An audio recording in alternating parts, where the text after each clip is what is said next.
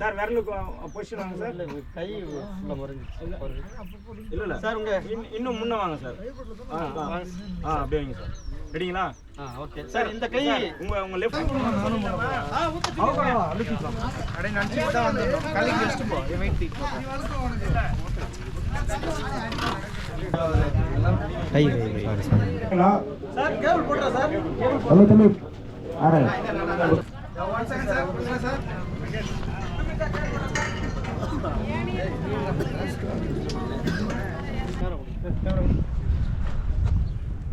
தெரியலையே சார்.